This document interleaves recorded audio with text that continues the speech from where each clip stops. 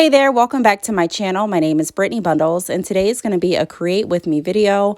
I'm going to be creating a newsletter, sharing some more information about my business, as well as extending the Valentine's Day sale. So yay, this should be exciting. I really enjoy creating newsletters. I've made videos in the past about how to create a newsletter using the app that I'm using. The app that I'm using is through Shopify. So if you don't have a Shopify store, click the link down below in this video, choose the plan that works best for you. There may even be a free trial. Even if you already have another e-commerce site that you're using, then, before you go ahead and make that leap, if you're hesitant, still click the link down below, play around with Shopify, see how you like it. I'm sure that you will. And you can even take a look at some of the apps that, they have to offer. And you can make this switch really seamlessly if that's something you decide to do. So I'm in Shopify.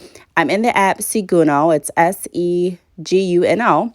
And I'm clicking on, or I already clicked on, create a newsletter or create newsletter. So the first thing that I'm going to do is I'm going to figure out a title. Now, for the title, typically I like the title to be the same as the subject, but it doesn't really matter what you put in the title, to be honest, because no one's going to see it except you and also anyone that has access to your online store. So like you and your business partner, or you and your employees, or you and your staff. I mean, whoever has access to viewing your marketing information in your online store is going to be able to, see what you put for the title.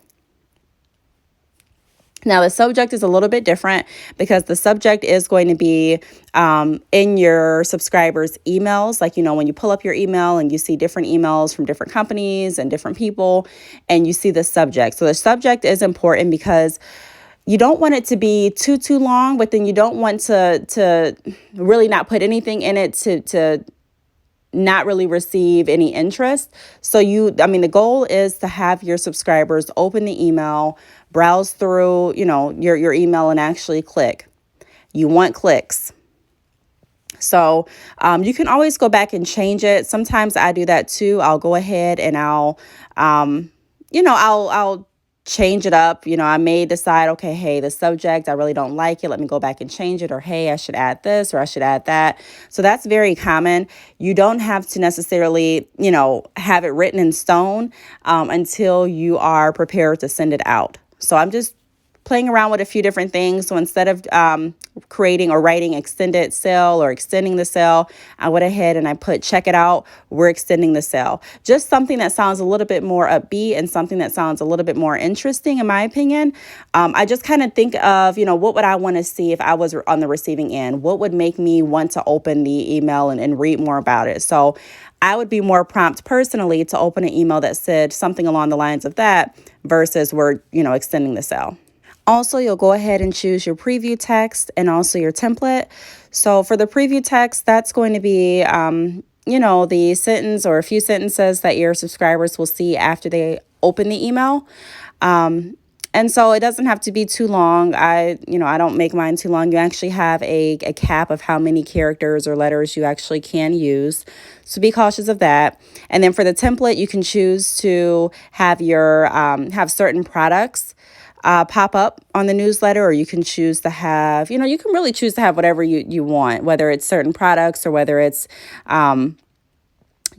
just a feature collection, your blog post, collection list.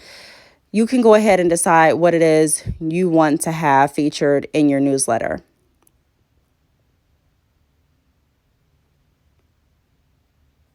And like I mentioned in the beginning of the video, once you choose the items that you want featured on your newsletter, you don't necessarily have to just stick with that. You can always go back and change it. Typically, to create a newsletter, it may take me, if I'm not doing anything else in between, it may take a good maybe 10, 12 minutes at the most, and that's if I'm just, kind of in one setting, just to figure out what I do want. It's easy to go ahead and just create a newsletter, but a lot of times while you're creating the newsletter, you may find yourself, just like I find myself, going back and making a lot of revisions, which is definitely okay. So this is the picture that I had in the original Valentine's Day newsletter. And so I'm going to go ahead and change that. If you wanted to keep that, you can definitely do that.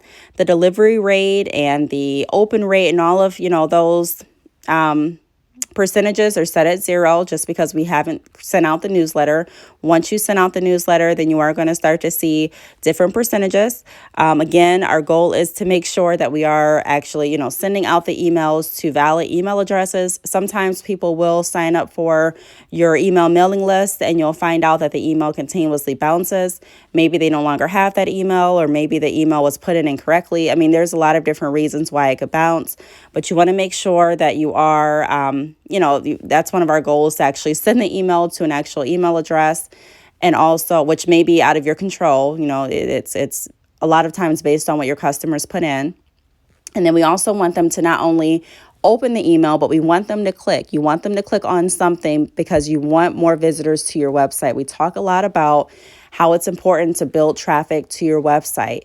Like I mentioned before, I'm not a strictly numbers person, but when you're, it's kind of easier to think of it as a numbers game if you are planning on, driving more traffic and getting more sales to your website, because the more people that actually visit your website, the higher chance you have of actually getting an order.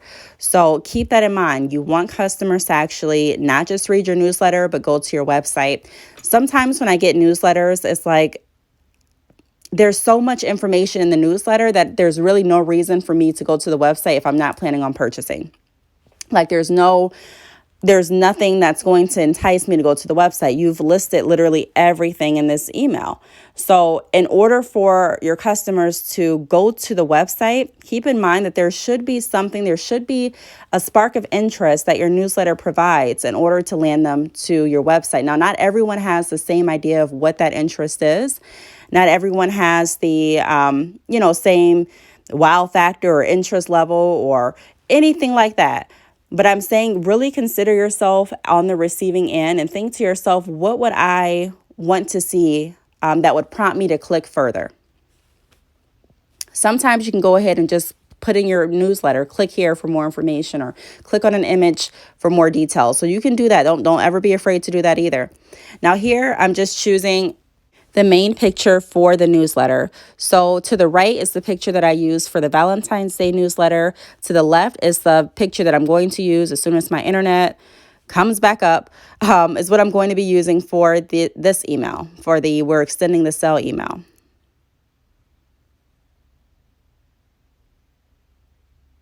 So you can go ahead and play around with the header, the text, the picture, the theme settings as far as like the colors and the font that you're using for the text, and the layout of the newsletter as far as if you want to have the buttons in a circular shape, or if you want them in a more like square boxy shape. I mean, you just can really choose. You can also choose if you want to add a countdown timer, if you want to add the featured products, product lists. Just remember, after everything that you do, you are clicking save. This portion right here, I'm adding a featured social follow. So typically in my newsletters, I'll put my Instagram. So follow, Bad Chick Hair on Instagram, which if you're not, make sure that you do so. But this newsletter, I decided to put Facebook. So sometimes I switch it up. I don't want it to necessarily always be the same social media that I'm promoting. So I switch it up sometimes. Also, typically in my newsletters, I promote one of the most popular textures in my business on my website, which is Mongolian Deep Wave.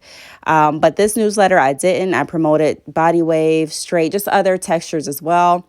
I talked about in another video how sometimes we unconsciously choose what our favorite texture is going to be because we fall in love with a certain texture that we love on us, and we constantly promote that texture, which there's nothing wrong with it, but I'm just wanting to, promote other textures as well. So I decided in this email to feature, some other textures. And if you are creating a blog or anything like that, you can go ahead and create a blog, add your blog in here. Now, I am going to start updating my blog more often. And so I may start sending out more emails regularly just to kind of go over, different tips and information and things like that to bring traffic to my blog as well, and also to my website. So right now what I'm doing is I'm setting the timer for the live countdown timer that's going to be featured in the newsletter as well. And I'm just choosing a date because when it's counting down, it has to have a set date that it's counting down to. So, and that's if you choose to show the remaining days, which I did. I chose to do that. In my opinion, if you're going to do a countdown, on the receiving end as a consumer, I would want to know what we're counting down to, how many days I have left, and things like that. Sometimes I don't put the end dates of sales on the newsletter or on my social media because I do want my clients to go back to my website, read more information. I want them to be able to go back to the website, see the products and services that I'm offering and things like that. But sometimes I'll go ahead and I will, include an end date. So for this particular email, I decided to include an end date. You can go ahead and, like I just mentioned, choose if you want the shape to be like a pill shape, round shape. You can kind of choose what you want it to look like as far as in the newsletter, the buttons that are available for your clients to click on. You can also choose the color of the buttons and the color of the text. So this is what it's looking like so far. It's not horrible, but I'm not loving it. The something special for you is something that was pre-populated for the newsletter. So I'm definitely going to go back and I'm going to change that, customize it to make it fit, the sale that I'm offering and the newsletter that I'm creating today. There's really no right or wrong way to do this. I've mentioned in lots of videos how sometimes we really overthink. We overthink a lot, and it really causes us to kind of be our own worst enemy in a way. I have this idea, but then we may talk to someone and they may talk us out of it. Or you may really be excited about this newsletter and show a friend and they're like, no, I don't like it. And so you sit back and you start all over from scratch. And I'm not saying that you shouldn't take different, I'm not saying that you shouldn't take criticism. I'm not saying that you shouldn't be open to new ideas, but I'm also saying that there has to be a sense of self-confidence and there has to be a sense of, I know what I'm planning to do with my business and I'm going to try it. I respect everyone's opinion. I've listened to it, but at this point, I'm just going to go for it. I'm going to try it. So I'm just right now trying to figure out really what I want to put. I've erased everything at this point. I'm thinking, what do I want the text to say? I don't really want to put too much information. Like I said before, there's a lot of emails that put long paragraphs in the email. And I'm just like, I'm not reading all of this right now through an email. Typically, when I pull up my emails, especially if it's like a sale or a promo or something like that, I'm kind of scrolling through. I'll read a few sentences if that, maybe a paragraph, but I'm not really reading a novel if it's just like a sale or a promotion. And a lot of your customers and clients aren't either. So what I'm doing is I'm just going to put something along the lines of come visit us at Bad Chick Hair. I want to express that we now offer bundle deals that include 4 bundles. This has been a request for some time. And really it's something that I'm excited to offer because 3 bundles is not going to suit every style. You know what I mean? Especially if you're wanting a style that's thicker than or that's fuller. So depending on the lengths that you get, if you're getting lengths that's that are shorter than 20 inches, fine. Hey, you could get away with 3 bundles. 3 bundles would actually be sufficient for a lot of styles. However, 4 bundles are sufficient as well. So I just wanted to, I'm all about options. What works well for one may not work well for all. And I want to make sure that I am listening to feedback that I'm getting as well from my customers and clients. And this has been a request for some time. So I decided to go ahead with the new year starting and create a 4 bundle deal as well.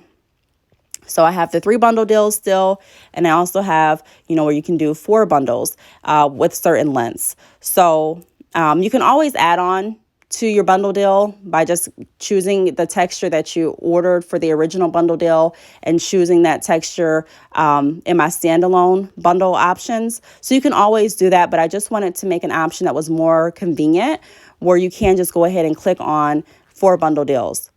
So that's what I kind of want to get through in my text. That's something that's going to prompt a lot of interest to customers that are or that have been interested in 4 bundle deals or in bundle deals that, consist of 4 bundles. Now, right now, I'm just choosing the colors. I'm choosing, do I want the text to remain the same color that it is now? Do I want it to be black? Do I want the buttons to change? So I'm just kind of playing around with a few things to see how it looks. You always have an option to preview it before you publish it. And you also have an option to send yourself a test email before you publish it. So keep that in mind as well.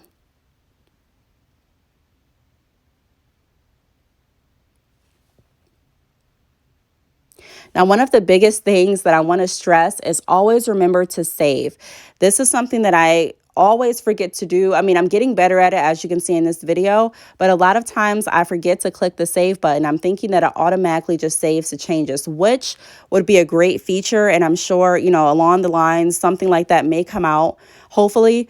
But right now, you do have to save everything that you do. One time, I actually created a whole newsletter. Everything was ready to go, and I didn't click save. So I went ahead and went back, and everything that I did was gone. So keep that in mind. Definitely keep that in mind. So after you preview it, like I mentioned, you have an option to go back and change, whatever you want to change. As you can see, I went ahead and clicked save. That way I don't lose anything. You can go back and decide to change your heading, the text, anything that you've written, you can go ahead and change it. So I've decided to change a few things. And sometimes you read it through and you realize that you forgot to put a period someplace, or maybe there's a typo in your spelling, or, maybe you didn't space correctly, or whatever the case may be. Maybe you need to add something else. So I'm going ahead and I'm just adding a few more words and just making sure that everything sounds and looks to my liking. You know what I mean? I'm reading it back to myself. How does it sound? I reread these newsletters multiple times because one of the I don't want to say scariest feelings, but one of the feelings is sending out that newsletter and then you reread it back to yourself while you're sending it out and you realize that you've misspelled this word, or you realize that there's too many spaces between this word and this word, and you're like, and it's already sent out and you can already see customers opening it and customers reading it, and you're like, man.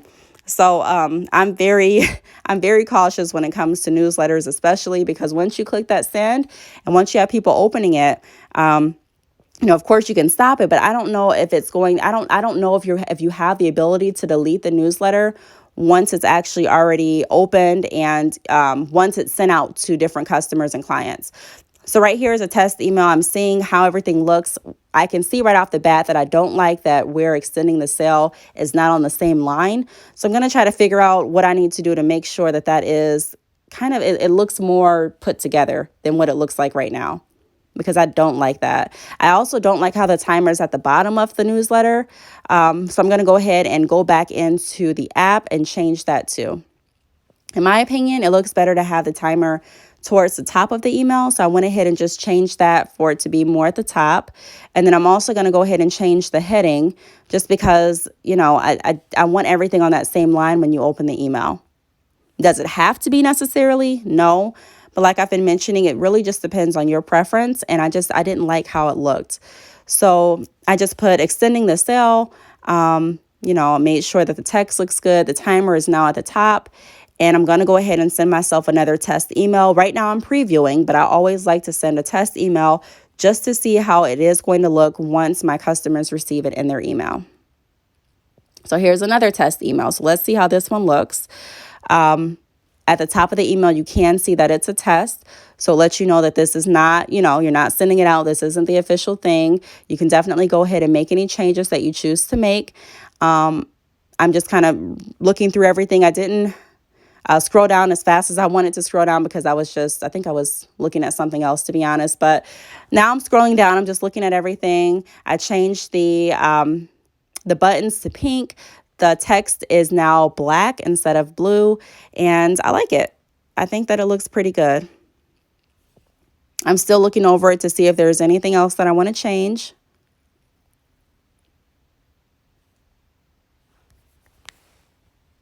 And if there is, you just simply go back into the app like we've been doing, and you change what it is you want to change. So I'm going to make a few changes to the preview text. And also I was thinking about changing the subject.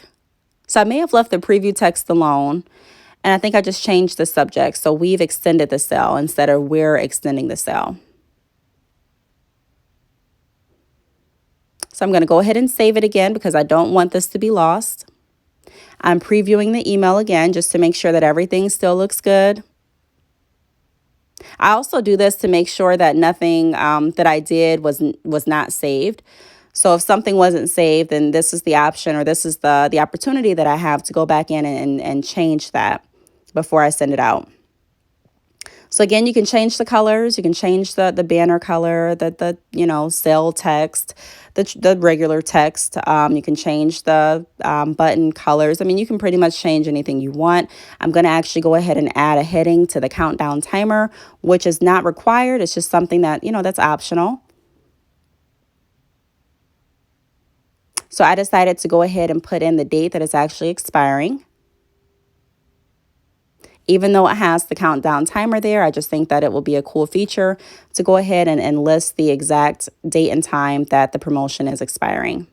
Also, if you put your promotion expires at midnight, keep in consideration that, typically if you're an online business, not all of your customers are in the same area. And so not all of your customers have the same, they're not in the same time zone.